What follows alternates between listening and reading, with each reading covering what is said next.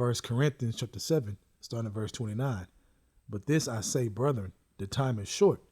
It remaineth that both they that have wives be as though they had none, and they that weep as though they weep not, and they that rejoice as though they rejoice not, and they that buy as though they possess not.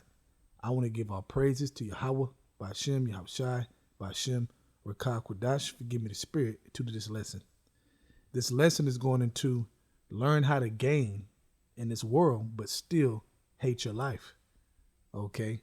You have to learn how to gain, but still hate your life. Now, what do I mean by that? You know, we all get excited sometimes and get a little ahead of ourselves when we get certain things. You know, our heart, our mind get centered towards that one thing, you know, because we're excited about it, man. It could be anything, okay?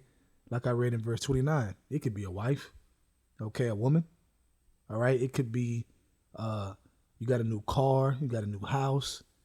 It could be different things, man. But your mind frame has to be that all these things are temporary, man.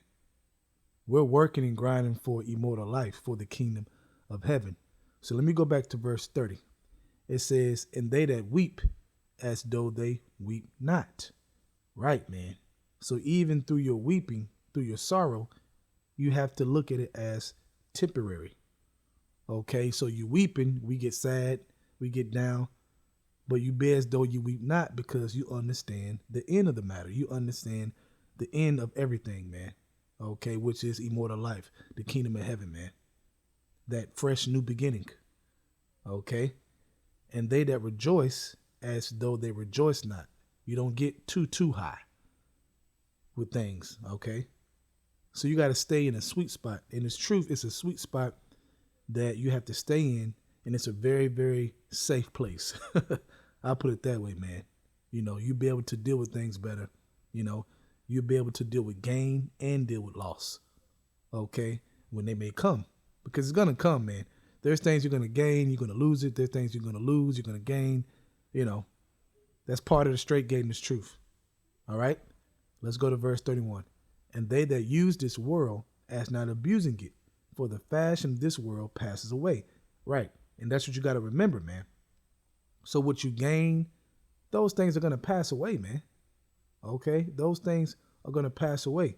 Okay? Time is short.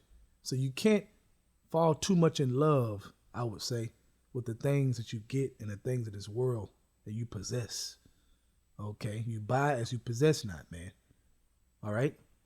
You know, like, for example, I'm trying to get another house, you know, but guess what? I'm in a mind frame, and I have to remind myself that the Lord bless you to get another house, man. Okay? You buy as you possess not. You thank the Lord, be thankful, but you don't fall in love with it, man, because it's not the end all be all.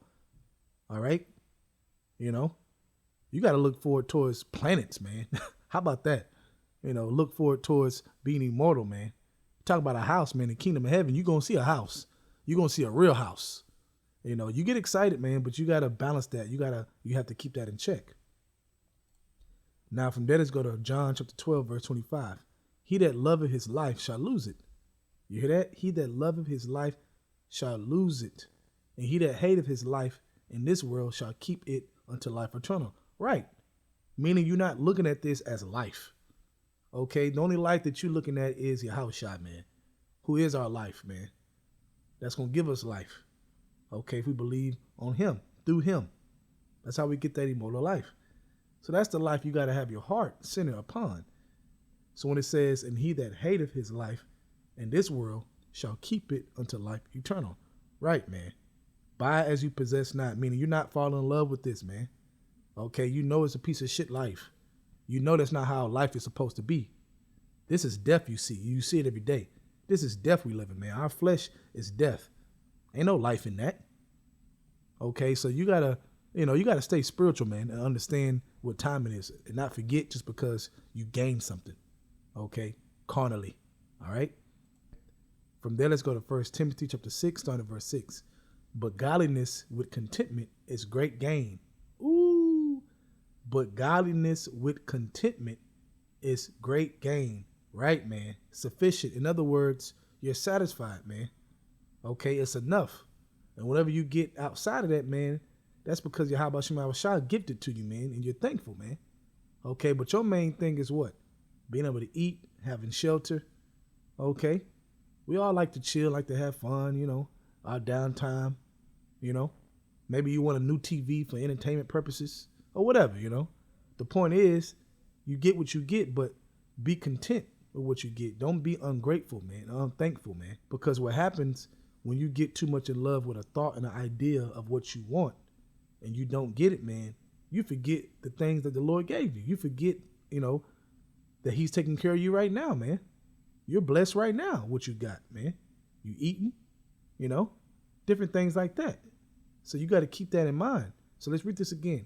But godliness with contentment is great gain, right? Huge gain, because ultimately that's going to lead to what? Gaining everything, the kingdom of heaven, immortality.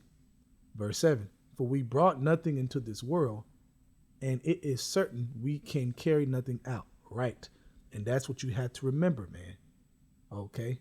Learn how to gain, but still hate your life. Okay, that's that sweet spot. And having food and remnant, let us be there with content.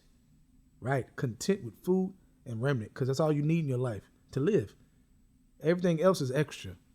Okay? Everything else is extra. Verse 9, but they that will be rich fall into temptation and a snare, and into many foolish and hurtful lusts. And that's true, man.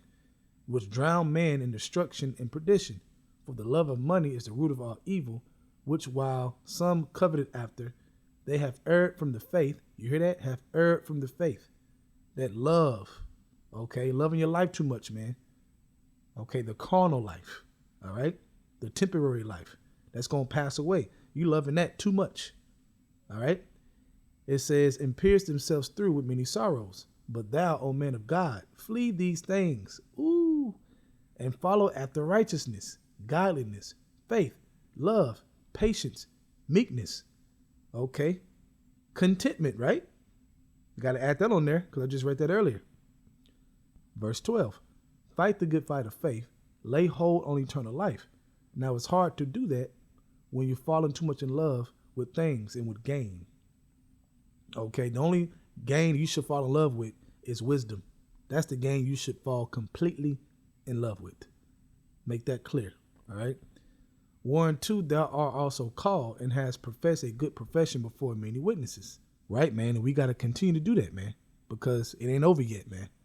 It's not over yet.